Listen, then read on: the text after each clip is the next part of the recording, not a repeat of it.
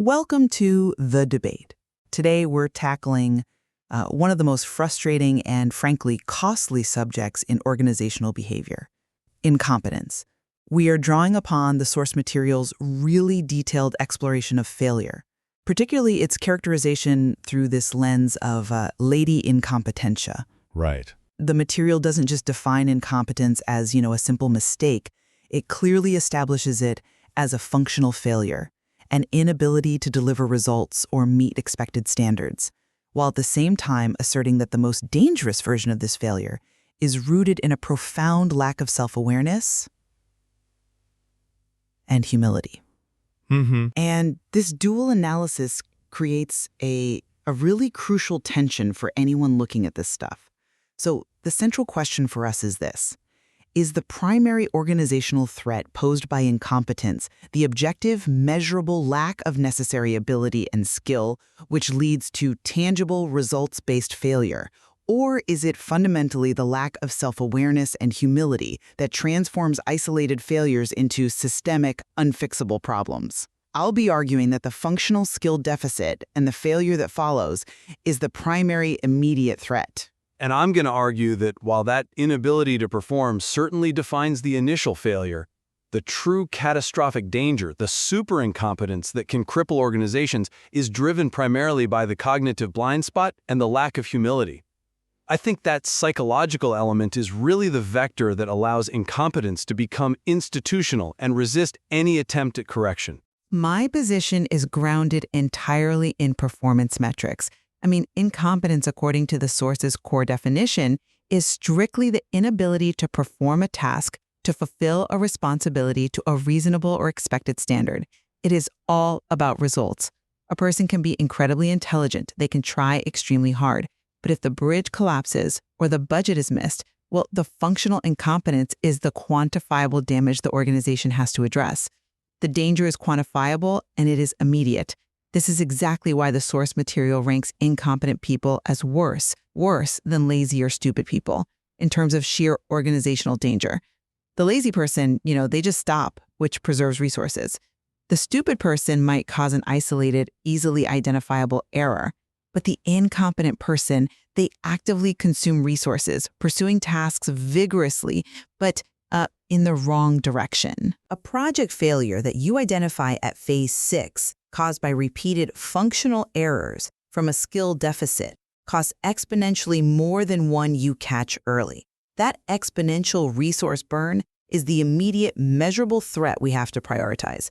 For the organization, the failure to deliver is the fundamental economic and operational problem. I come at it from a different way. We agree on the initial definition of failure, of course, but we have to look at the mechanism of escalation. The source material. It forces us to confront the fact that the most destructive quality of incompetence is not realizing one is incompetent. It's a clear Dunning-Kruger observation, right? And then acting with complete confidence despite this deficit. Humility and the ability to understand one's limitations are identified as essential pillars of competence, not just, desirable traits. They open the door to learning and they prevent dangerous overreach. The worst combination, organizationally, is not just the lack of skill, but the inability to acknowledge that lack of skill.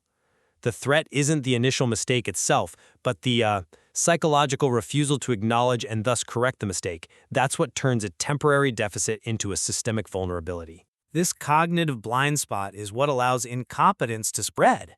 Okay, let's focus on that organizational hierarchy of danger you cited. We have to look at immediate risk mitigation. When a functional deficit is identified, management can apply a results-based fix, training, reassignment, maybe termination. The organizational action is clear because the metric is quantifiable failure. The project failed, the deliverable was substandard.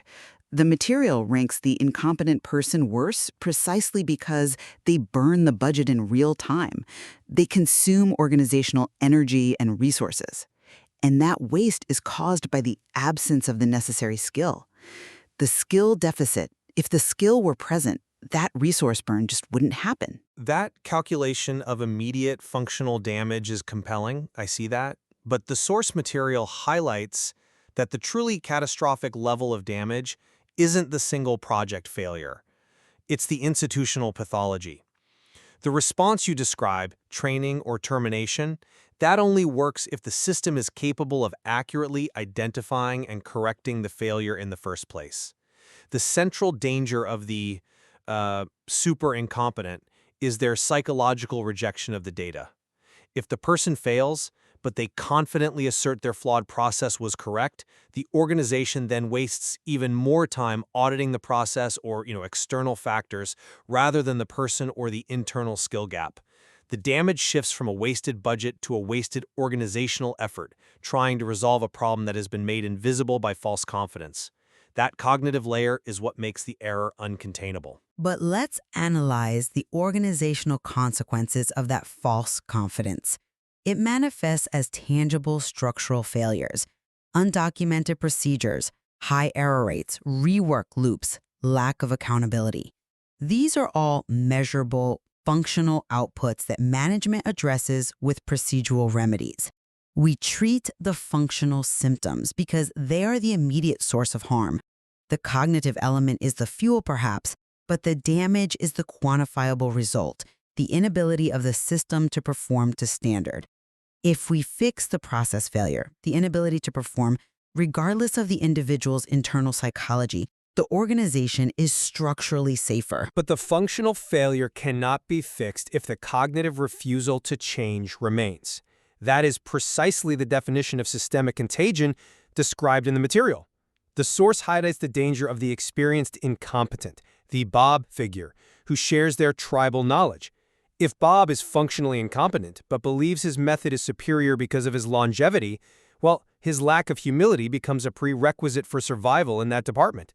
New employees, they observe that this flawed confidence is rewarded by longevity, and they inherit the bad practice, not as a skill gap they recognize, but as a cultural norm, a state of learned incompetence. So the functional damage is not the root issue. The cognitive blind spot is the vector that turns an isolated economic mistake into an institutional pathology that actively resists corrective measures. That brings us squarely to the role of experience. You argue that experience without reflection is dangerous, but the material also suggests a complex trade-off.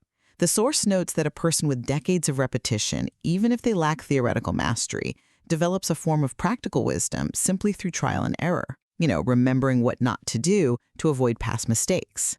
This functional avoidance of spectacular failures, the high-cost disasters, provides a demonstrable negative economic value offset. This is a results-based benefit, and it's achieved even without full self-awareness. The organizational risk profile is demonstrably lowered by this accumulated functional wisdom. It reduces the probability of immediate, catastrophic operational errors, despite the underlying lack of theoretical competence. That's a compelling argument, I'll give you that, but it's based on minimizing visible risk. Have you considered the hidden cost? The practical wisdom of the experienced and competent only protects the system against threats it has already encountered. As the source material implies, this system is inherently brittle.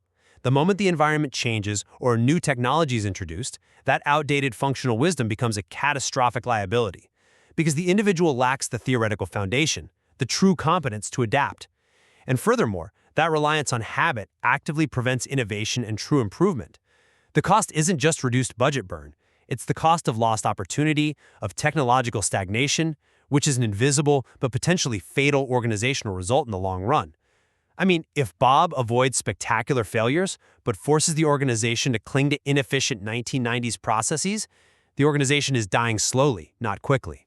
This is the danger of entrenched, unreflective competence. I see why you think that, focusing on adaptability. But we have to return to the functional hierarchy. An organization can't prioritize slow, invisible stagnation over immediate, tangible operational chaos. Bob, by virtue of his experience, provides a predictable, albeit low, level of functional stability. The stability derived from repeated action is a direct functional result. If we fired Bob and replaced him with some theoretically brilliant but inexperienced hire, we might introduce immediate, high-risk, high-cost functional failures. Okay, but The fact that Bob's longevity avoids these high-impact errors demonstrates that his functional knowledge, however crude, provides a necessary buffer. The organizational harm is determined by the results, and Bob's results, though imperfect, are often predictably safer than a truly naive approach. The problem is that Bob's functional knowledge is hoarded, it's guarded, and that is where the psychological defense mechanism transforms the situation into a catastrophe waiting to happen. The source material is very clear on this. When the experienced incompetent asserts authority, they actively prevent others from gaining true competence. They mistake memory for mastery. The critical phrase is Bob telling a new employee, "I know everything there is to know. I've been here forever." This isn't just an expression of self-belief. It's an intellectual protection mechanism. By asserting authority, he prevents new employees from documenting procedures, from challenging flawed practices, or creating redundancy. He makes himself a single point of failure driven entirely by the need to protect his pride and maintain his perceived status. Of that specific phrase, the material identifies, "I know everything there is to know, I've been here forever," as a major red flag for external auditors. And why? Because it signals critical, objective, structural vulnerabilities. The phrase points directly to measurable functional failures. It indicates complacency, overconfidence, and most critically, a lack of documentation and resistance to modern procedural change. These are risks that directly impact quality and procedure, leading to quantifiable control deficiencies. The lack of self-awareness, the lack of humility is dangerous precisely because it leads directly to these structural failures that auditors look for. Failures in procedure, in documentation, in training. The cognitive element is the engine driving the organizational procedural failure, but the functional breakdown is the measurable problem. I'm just not convinced by that line of reasoning, because you are treating the cause and effect in reverse order. The resistance to change or the failure to document isn't a random procedural flaw. It's the conscious psychological refusal to admit, "I don't fully understand this process, and if I document it, my authority is undermined." When Bob asserts that longevity equals competence, the organization is trapped. The psychological defense mechanism, the lack of humility, is what actively sustains the lack of controlled procedures and feeds the risk of a single-point failure. If Bob had humility, he would naturally seek to document and formalize his process to ensure business continuity, thereby becoming more organizationally competent and safer. The absence of that cognitive humility is the critical factor that shifts the incompetence from a personal inadequacy to an active structural institutional threat. But if the organization mandates documentation, audit procedures force the functional change regardless of Bob's feelings. Management implements controls to ensure the results meet standards. If Bob refuses to document, that is a measurable functional failure to adhere to policy, and it leads to a results-based intervention. We can manage and mitigate the risk of the undocumented process, which is the functional failure. We cannot, however, manage Bob's internal sense of pride. Therefore, organizational mitigation has to focus on the controllable, measurable, functional output. But you miss the source material's emphasis on the subtle way this works in practice. Bob doesn't usually refuse documentation outright. He agrees to the process, but he ensures the documentation is vague or incomplete or written in such a way that it only makes sense to him. This is a subtle psychological resistance, a way of retaining control driven by pride that manifests as a procedural failure. The audit report might say documentation deficiency, but the root cause is the psychological rejection of shared knowledge. He turns his incompetence into a knowledge-hoarding mechanism that actively harms the functional capability of others. The cognitive component is what makes the functional solution ineffective.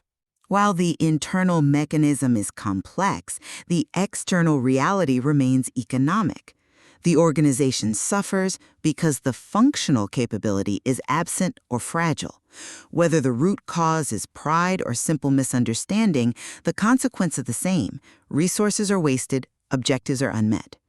Therefore, the priority must always be to close the skill deficit and ensure consistent results, regardless of the individual's path to self-awareness.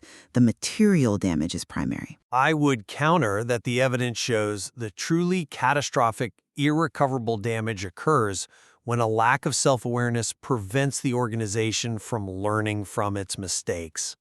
If an individual can accurately say, "I'm incompetent at this," they are already demonstrating the psychological prerequisite for competence: humility and recognition of the gap.